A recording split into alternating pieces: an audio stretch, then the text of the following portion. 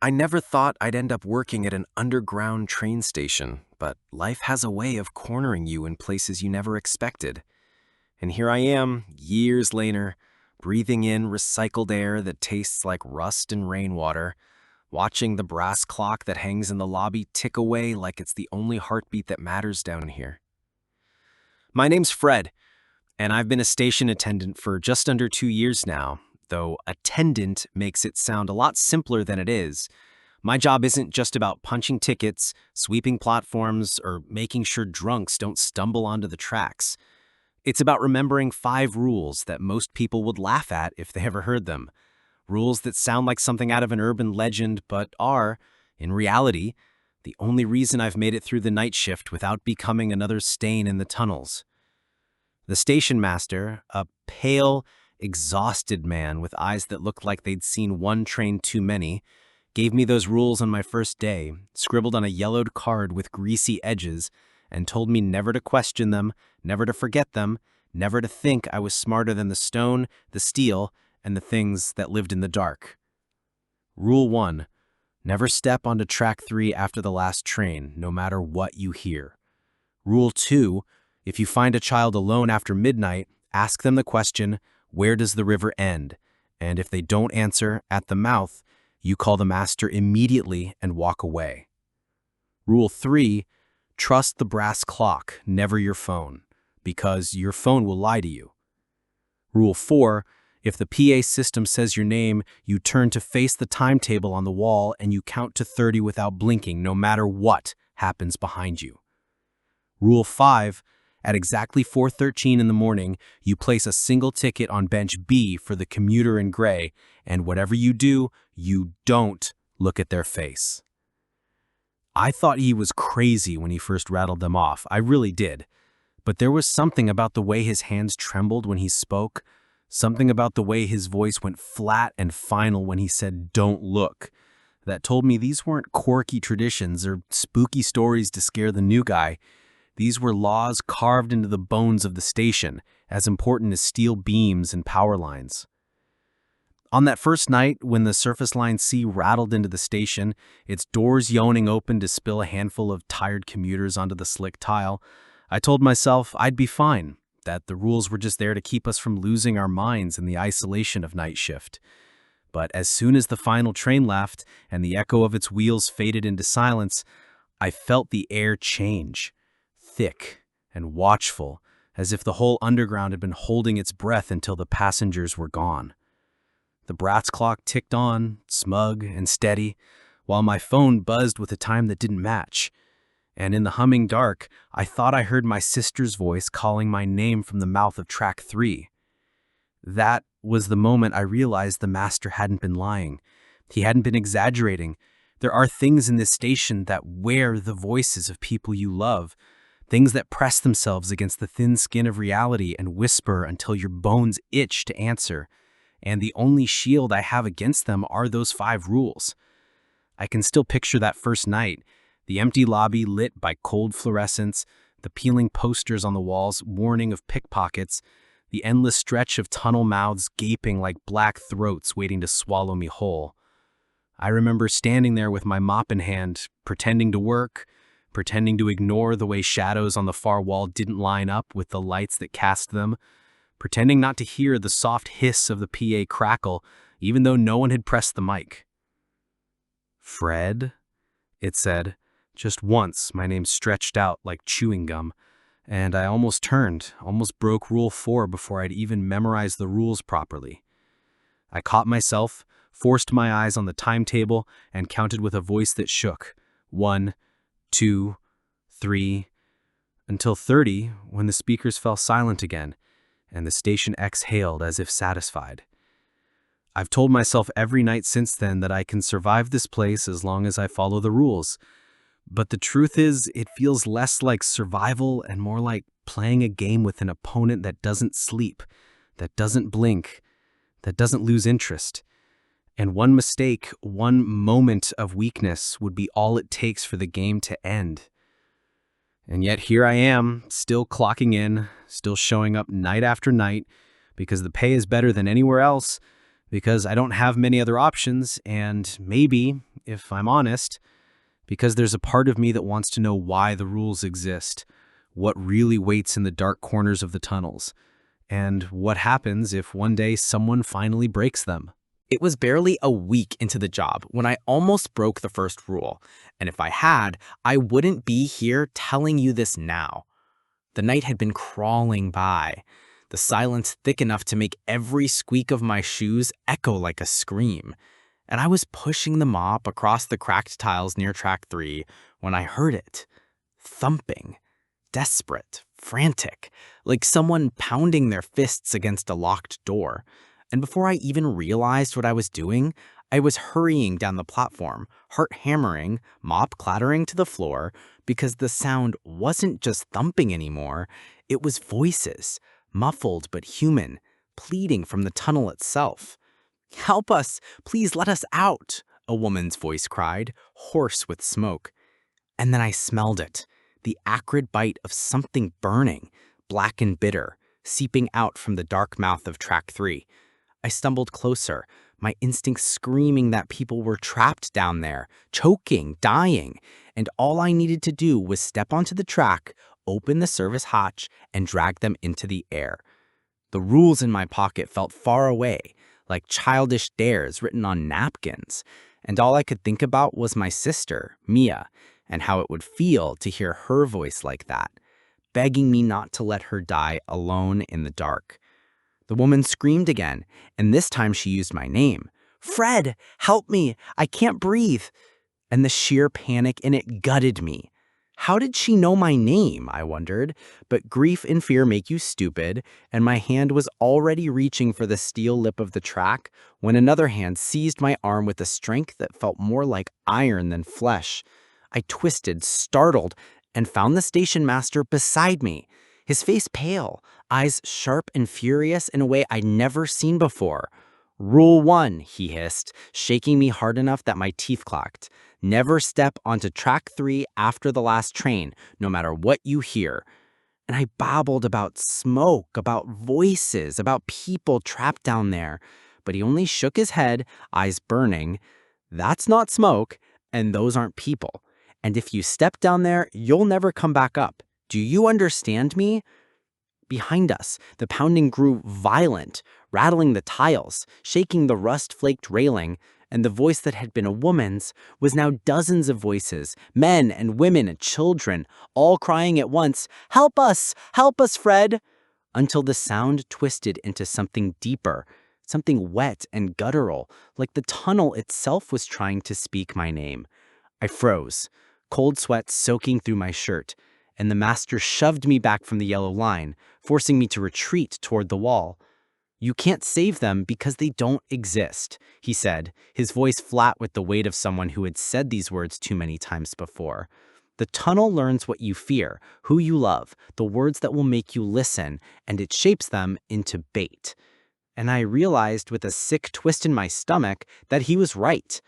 The smoke I'd smelled was gone, the pounding silenced, the voices stuffed out as if they'd never been there, leaving only the dead hum of the station lights. I wanted to argue, to ask how he could be so sure, but then the brass clock on the wall ticked, steady and calm, and I remembered Rule 3, trust the clock, never your phone. And I thought maybe the clock had been watching, making sure I didn't take that fatal step. The master sighed, suddenly looking 10 years older, and muttered, "Track 3 hasn't claimed anyone since I took this job, and I won't let it start with you," before turning away and disappearing back toward his office, leaving me trembling and alone on the platform, staring at the gaping mouth of track 3, which seemed to grin back at me like it knew how close it had come.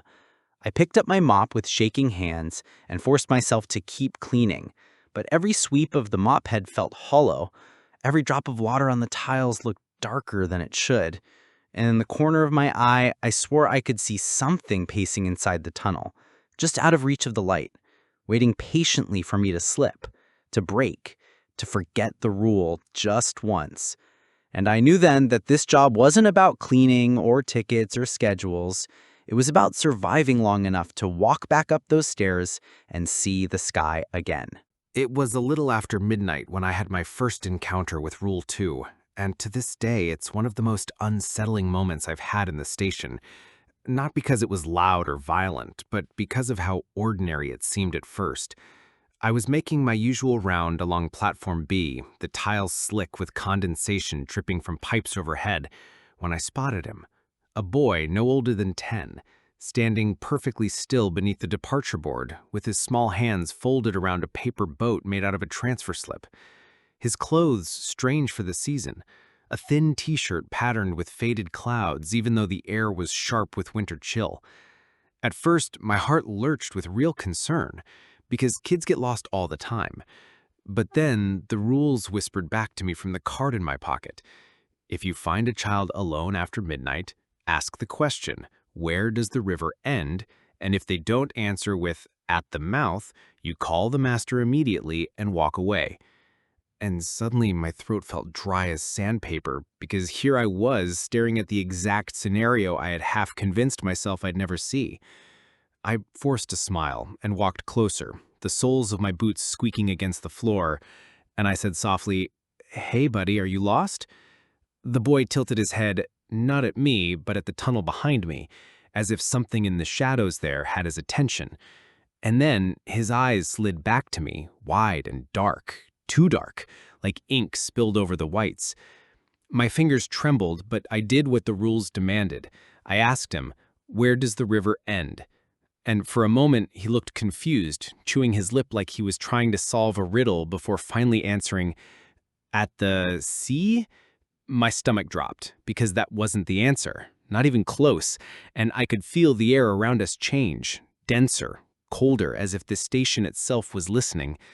I backed up a step, reaching for my radio, but the boy's expression shifted. His smile stretched too wide, thin as paper, and he whispered in a voice that didn't sound like it belonged to a child at all, "My mother sent me to find you." I pressed the call button on the radio, trying to reach the master, but the speaker only hissed like it was full of static from a storm that wasn't there. And in that static, I swore I heard my name dragged out syllable by syllable. "Fred," until my heart was pounding so hard I thought it might bruise my ribs. The boy unfolded his paper boat and refolded it with quick, unnatural flicks of his fingers until it was sharp, a pointed shape like a blade, and he slipped it into his pocket as he took one step closer to me, his shoes making no sound at all on the tile. "Password," he muttered suddenly, as though mocking the question I'd asked him. "At the mouth." But the way he pronounced it, breaking the word into fragments, lingering on the "th," like he was trying it on for the first time, made the hair on my neck bristle, because it wasn't an answer, it was an imitation. I remembered the master's warning, "If they fail, walk away and call me." And though my instincts screamed at me to grab the boy's hand, to drag him upstairs to safety like any decent person would, I forced my feet backward, step by trembling step, keeping my eyes locked on his chest and not his face, because some part of me knew that if I looked too deeply into those eyes, I'd never look away again.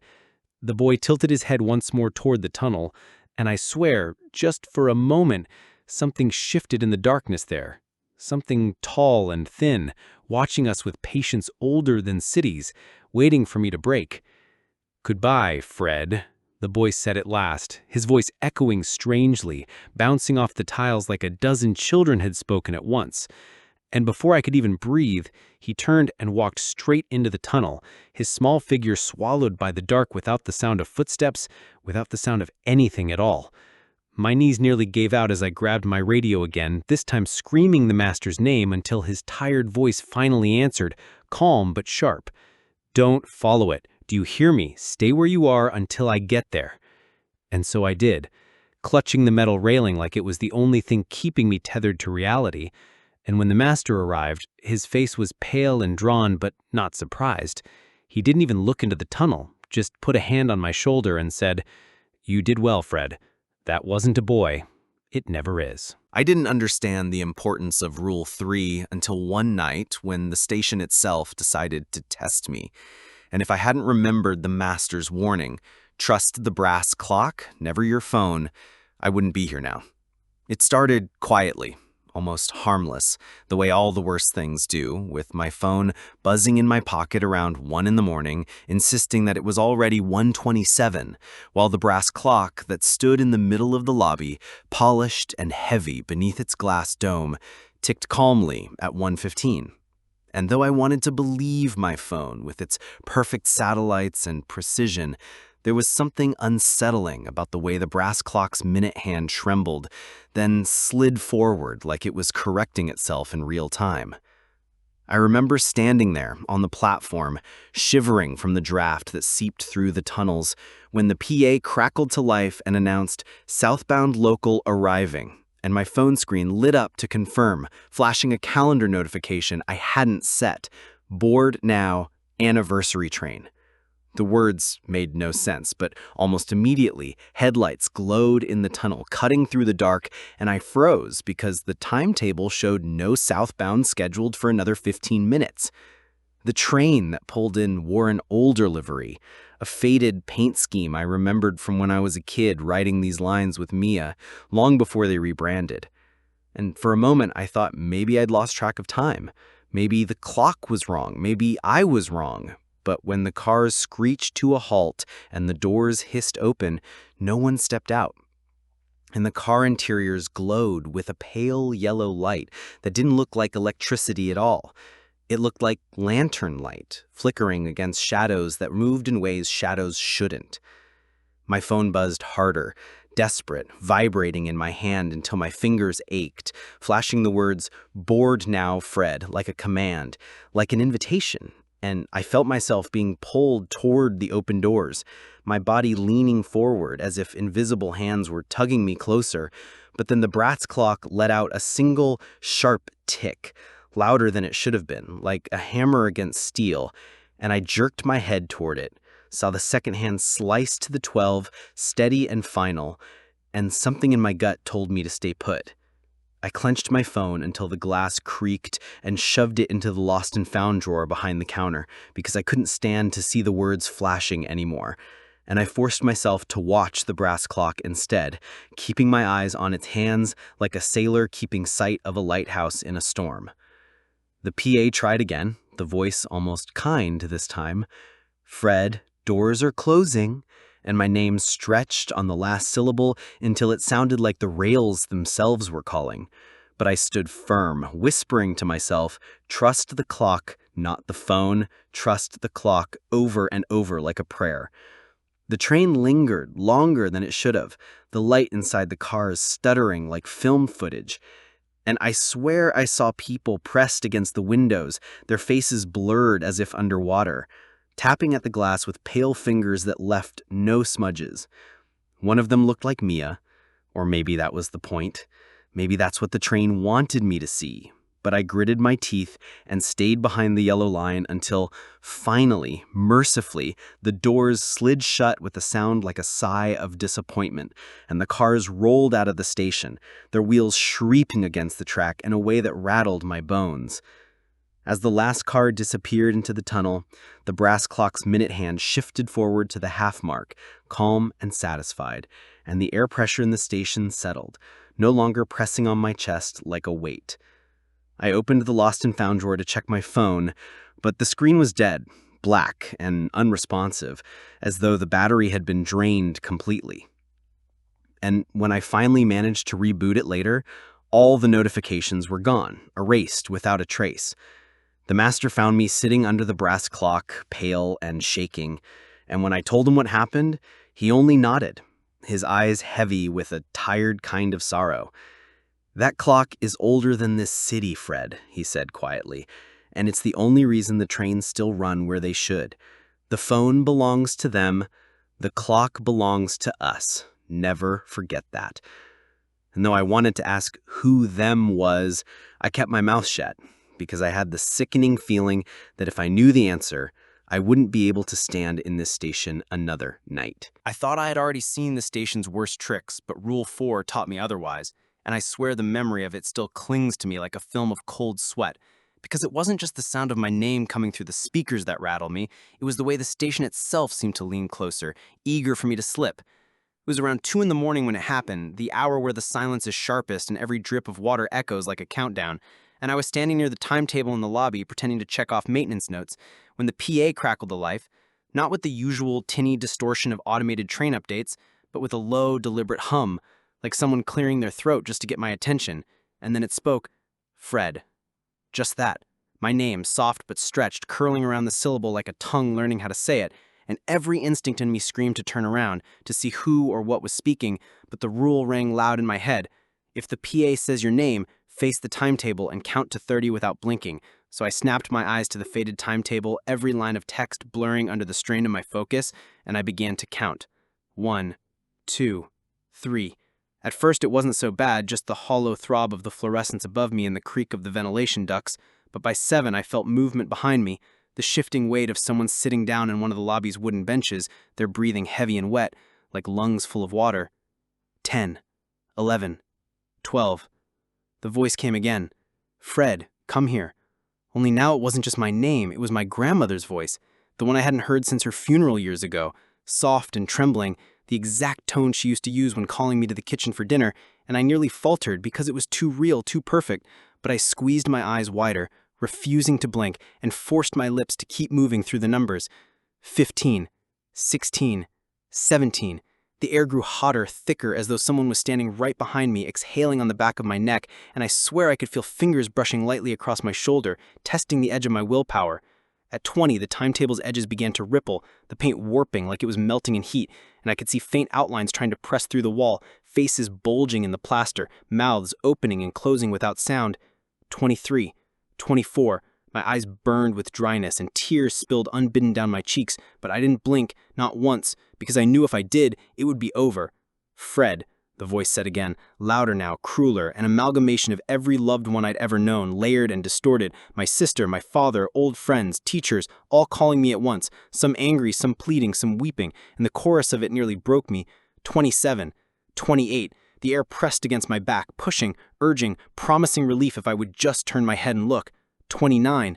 The last second stretched like eternity, and in that heartbeat the voice dropped low and whispered directly in my ear, a perfect imitation of Mia's voice, please, just look at me. 30.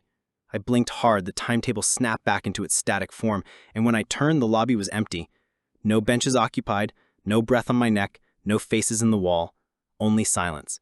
My knees gave out and I sat on the cold tiles shaking, my throat raw from counting. That was the first and only time I truly understood why the rules were written as commands, not suggestions. Because the station knows your weaknesses, knows what will break you, and it doesn't hesitate to use them. Later, when I told the master, he only nodded with that same exhausted weight in his eyes and said, "Good, you kept your eyes forward. Once you look back, you don't come back at all." He didn't explain what would have happened if I had turned and I didn't ask, because some truths are worse than ignorance. That night I learned that survival here isn't just about following the rules, it's about refusing the most human instincts you have, the ones that scream at you to turn when your name is called, and it's in denying those instincts that you begin to wonder if you're really surviving at all, or if you're slowly becoming just another echo in the tunnels, waiting for the next fool who dares to answer. Of all the rules, Rule 5 sounded the most absurd when I first read it, almost like a prank someone had slipped onto the list just to see if I'd follow through. But after that night, I'll never laugh at it again. Because I know what waits for that ticket, and I know what happens if you fail to leave it. The brass clock ticked toward 4:13 like it was holding its breath, and I was already sweating as I pulled a freshly printed ticket from the machine and made my way down platform B, my boots echoing in the cavernous emptiness, the shadows long and patient. Bench B sat under an ancient advertisement for some long-defunct airline, the letters faded into nonsense. And I felt the weight of the entire station press down on me as I laid the ticket in the center of the bench, my hand shaking so hard it nearly fluttered to the floor. The rules had been clear: place it and step away, do not look at their face, and so I retreated behind the vending machine, crouching low, my pulse hammering in my ears as the second hand of the clock struck the mark. At first there was nothing, just the stale hum of the fluorescence, and I almost thought maybe I'd been tricked, that maybe the whole thing was a test to see how gullible I was. But then the air shifted, cold, not like a draft, but like a sudden subtraction of warmth, as though the station itself had stopped generating heat. And in that cold, the sound of footsteps appeared, deliberate and steady, clicking against the tile in perfect rhythm. I risked a glance at the polished side of the vending machine, using its reflection as a shield, and there he was, the commuter in gray. Tall and rigid, his suit pressed perfectly, though its style belonged to no decade I recognized, and his shoes made no sound now that he was close, though I could still feel the vibrations of his steps in my knees. He sat down on the bench with a precision that made no sense, like he'd been measured into place, and he reached out with a pale hand to pluck the ticket from the wood, holding it delicately between two fingers as if it were a relic. "Thank you," he said, his voice dry as paper sliding across stone, and though it was just 2 words, the sound of it made my teeth ache as if the syllables were not made for human throats. I squeezed my eyes shut, terrified of meeting his gaze by accident, but the reflection on the vending machine betrayed me anyway, showing me just enough to know that his face wasn't blurred or hidden. It was wrong, shifting between features, never settling, sometimes wearing eyes too many, sometimes none at all. And in every flicker of change, I thought I recognized someone I knew. Mia, my grandmother, strangers I'd seen on the train, like he was trying them all on for size. I dug my nails into my palms until I felt skin break, forcing myself not to look directly, not to give him the satisfaction. The commuter slipped the ticket into the inside pocket of his gray suit, then pulled something from that same pocket and let it fall to the floor. A single coin, old and tarnished, spinning on the tile until it settled at the base of the vending machine where I hid. I didn't touch it. I didn't even breathe, because the rules never said to take what he left, and down here, omission means danger.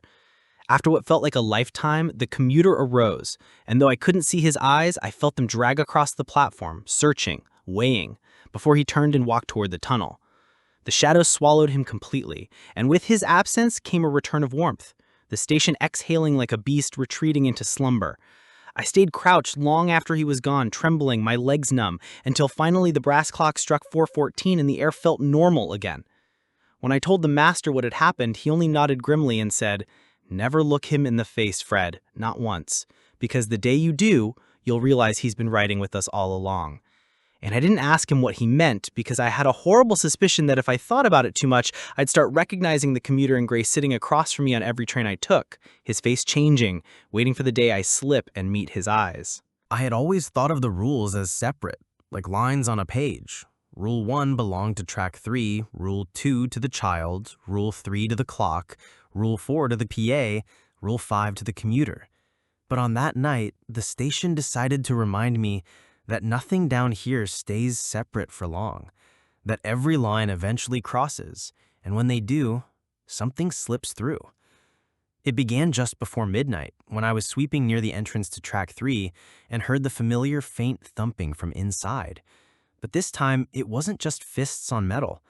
It was a child's voice, thin and pleading. "Please, mister, I'm lost. I don't know where the river ends."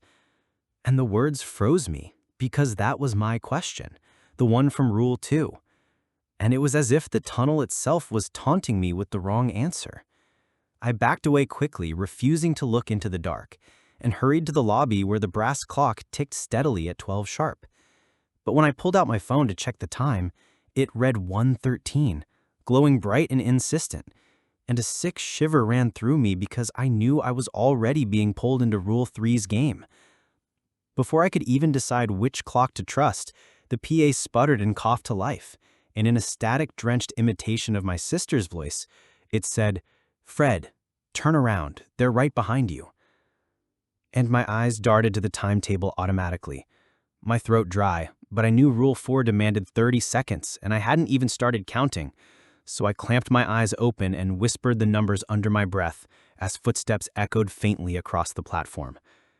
At 15, I swore I felt a small hand brush against mine, a child's hand, damp and cold, tugging lightly as though asking me to follow. And at 22, the acrid scent of smoke filled my lungs like Rule 1's fire trick, burning until my eyes watered and I almost blinked. But I forced myself on, whispering 23, 24, 25, until finally at 30, the PA cut off with a final squeal of feedback, leaving me swaying and gasping in silence. I thought it was over then, but the brass clock ticked loudly, echoing unnaturally in the empty space, and I realized with horror that it was pointing to 4:13, though it couldn't possibly be that late yet. And sure enough, when I looked toward bench B, there he was, the commuter in gray already seated, ticket in hand, though I hadn't placed one, his head turning slowly toward me, as though daring me to break the one rule I could never afford to break. My pulse thundered in my ears as he began to rise, unfolding with an elegance that made my stomach clench. And though I tried to back away, my phone buzzed in my pocket, vibrating with a call from Mia, her name flashing like a beacon, and every part of me wanted to answer, to believe it was her. But I shoved the phone deeper into my pocket and whispered to myself, "Don't look, don't look, don't look," even as the commuter's shoes clicked closer, each step ringing like a nail driven into the concrete. The air grew heavy, pressing down on my chest until I could hardly breathe, and I knew the station was testing me, layering every rule, twisting every fear, just to see if I'd falter. I gritted my teeth and clamped my eyes shut, refusing to meet his face, refusing to answer the phone, refusing to take a single step toward track 3 no matter how much it begged. And in that defiance came a sound. A long, slow exhale that didn't come from me, and then silence. When I opened my eyes again, the commuter was gone, the PA was quiet, the tunnel dark and still. And the brass clock read only 12:04, as though none of it had ever happened. But my body knew better. My lungs still burned with smoke, my palms still tingled where the child's hand had touched, and my ears still rang with the echo of shoes on tile. And in that moment, I understood something terrible. The rules don't just keep us alive. They keep the station from collapsing in on itself. Because when the boundaries blur and the rules overlap, the thing that lives underneath gets stronger, hungrier, closer. And one day when it decides it's ready, no rules in the world will hold it back. The morning after that night, I didn't clock out right away like I normally did. I couldn't. My legs were trembling too hard to climb the exit stairs, and my mind kept replaying the voices, the smoke, the footsteps, the gray blur of the commuter, over and over like a carousel that wouldn't stop. And so I sat in the empty lobby staring at the brass clock until the station master finally emerged from his office looking older than I'd ever seen him, his tie undone, his hair damp with sweat. Like he'd been fighting something I couldn't even imagine behind that closed door. When he saw me sitting there, pale and wide-eyed, he didn't bother asking what had happened. He just sighed, heavy and resigned, and muttered, "So they finally tested you." And that was when my fear turned to anger, because I realized he'd known this would happen. He'd known the rules weren't isolated, that the station would one day throw them all at me like stones to see if I'd break, and he hadn't warned me. I got to my feet, fists clenched, and demanded, what the hell are these rules even for? What are we protecting? What's down here that needs games and riddles to keep it quiet? My voice cracked, but I didn't care. I needed answers. I needed something to make sense of the nightmare I'd just endured. But the master only rubbed his temples and said quietly, "You don't want those answers, Fred. You think you do, but once you know, you won't survive a week down here." And I laughed, bitter and tired, because surviving was already tearing me apart. I told him about the voices on track 3, about the child's hand tugging mine, about the PA using Mia's voice, about the commuter rising without a ticket. And when I was finished, I realized my hands were shaking so hard I could barely hold on to the mop I'd been clutching like a weapon. But the master's face only grew more haunted, his eyes sinking deeper into the hollows of his skull, and he whispered, "It's bleeding through faster than I thought." I pressed him, demanded to know what that meant, and finally, maybe out of pity, maybe because he was too tired to keep lying, he told me, "The rules aren't warnings, Fred. They're bindings, stitches to hold the seams shut. And every time you obey one, you reinforce the walls between us and it. But every time someone breaks one, a seam rips wider. And when too many seams rip, the whole thing opens and nothing can stop it." The weight of his words hit me like a freight train, because it meant every usher before me, every poor soul who'd followed those same rules, hadn't just been saving themselves, they'd been patching the station together, holding back something vast and patient that lived just beneath the skin of the tunnels, and I wanted to throw up at the thought of it. I asked him what happened to the ones who failed, and he looked at me with eyes so hollow they didn't look human anymore, and said, You've already seen them, Fred. You just don't know it yet.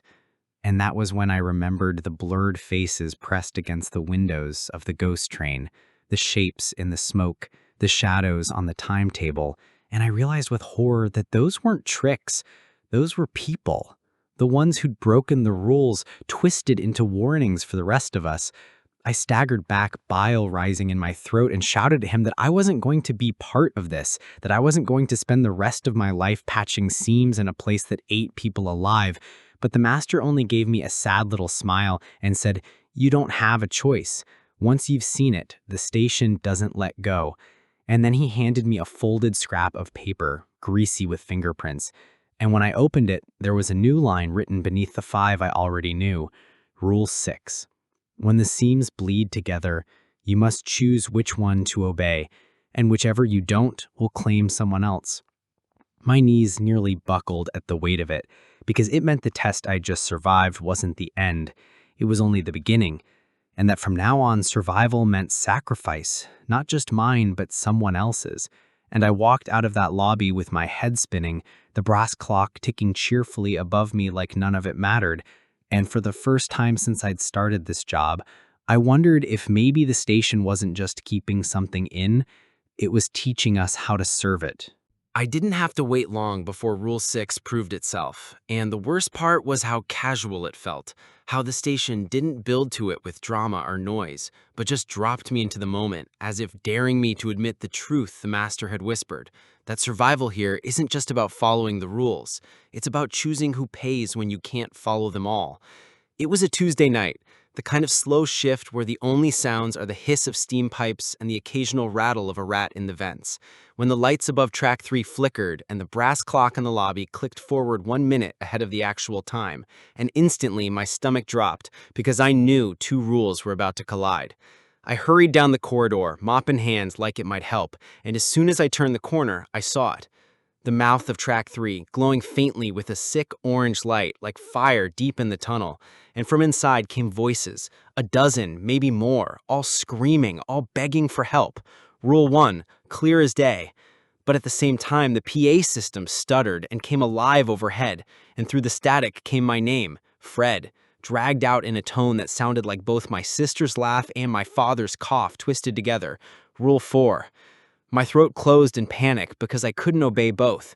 I couldn't face the timetable and count without blinking, while also staying away from track 3. And already the smoke was curling out from under the tunnel's lip, acrid and black, searing my lungs, when the voice from the PA grew louder, calling, taunting, ordering me to look. My hands shook as I realized this was it. Rule 6, the seams bleeding together, forcing me to choose, and whichever I obeyed meant I was abandoning the other. My eyes darted to the timetable, then back to the tunnel, and I remembered what the master said. Whichever you don't obey will claim someone else. And I didn't know who that someone would be, but I knew it wouldn't be me if I made the right choice. Bile rose in my throat as I turned sharply toward the timetable, pressing my eyes on the faded paper, forcing my lids wide open as I whispered the count, 1, 2, 3. While the smoke behind me thickened and the voices screamed louder, higher, turning into shrieks of agony that scraped my eardrums raw. By 15, my eyes burned with tears, and I could almost feel the heat from the phantom fire lapping at my back, and the PA crooned, "Good boy, Fred. Don't blink. Don't turn. Let them burn for you." And I realized with horror that the choice wasn't about me. It was about the ones inside the tunnel, the ones screaming, whoever they were, whoever the station had decided to take. 22, 23, 24. Their voices broke into wet coughs, hacking sobs, the sound of lungs filling with smoke, and I felt like I was being carved open with every second, but I didn't stop, because I couldn't, because the rules had made the choice for me. And at 30, the PA went dead. The smoke vanished, and the tunnel fell silent as though nothing had ever been there. I collapsed to my knees, my face hot with tears, my chest burning like I'd breathed the fire myself, and I knew with bone-deep certainty that people, real or not, had just paid the price for my obedience.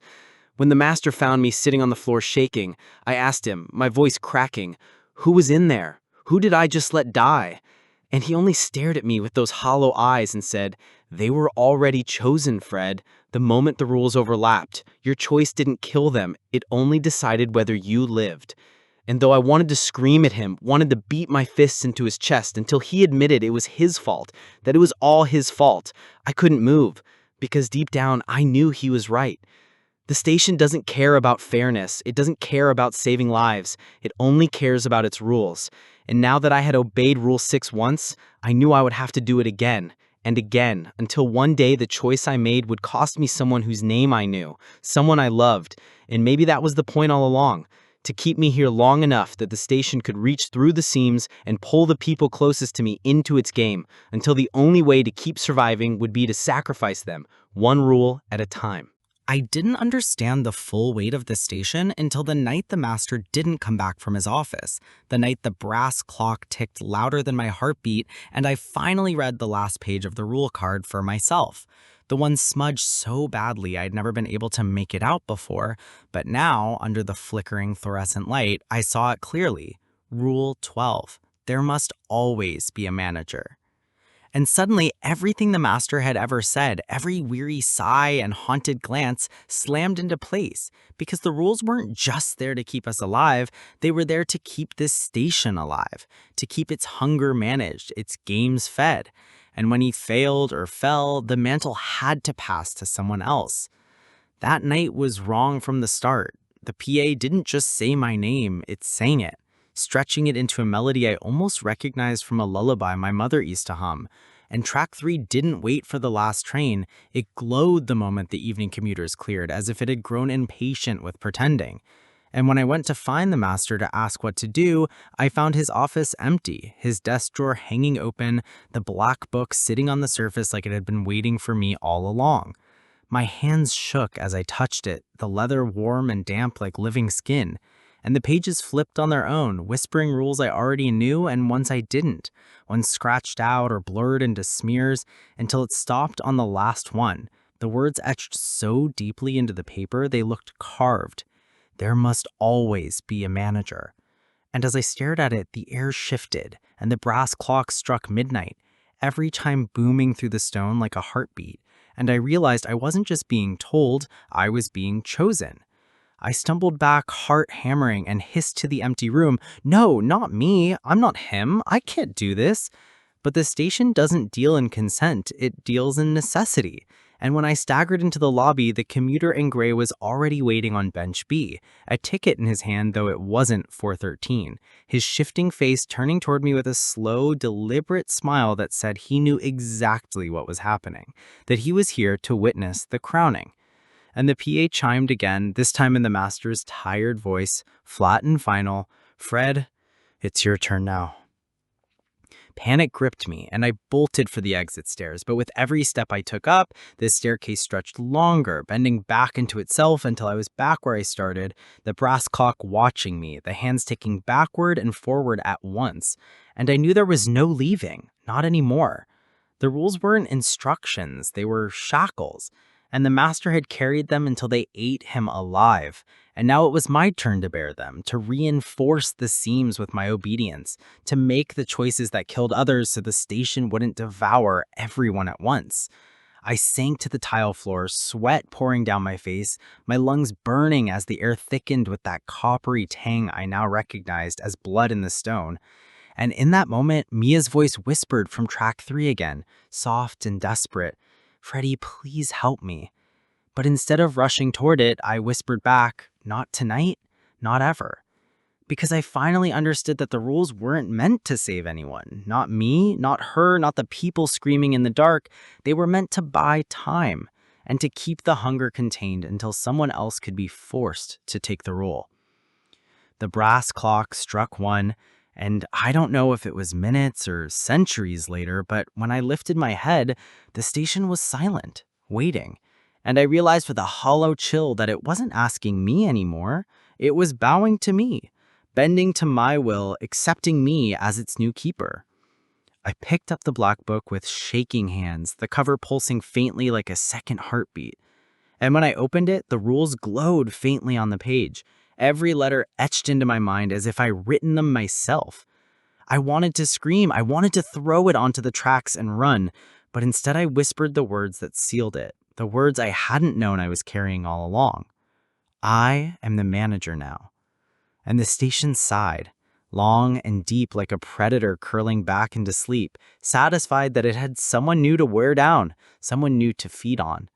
And as I sat alone in the underground with the clock ticking and the tunnels humming, I realized that the most terrifying part wasn't that I'd been chosen, it was that part of me, some broken, desperate part, already wanted to obey. And that is how I became the manager of a station that should never exist. The rules don't protect you. They keep the hunger fed, one shift at a time. So if you ever find yourself waiting for a train after midnight, remember, don't listen when they call your name, don't follow the voices, and never, ever sit on bench B. Because once the station notices you, it never lets go. If you enjoyed tonight's story, make sure you subscribe so you never miss what comes after midnight. We have more terrifying tales waiting in the dark, so stick around if you dare.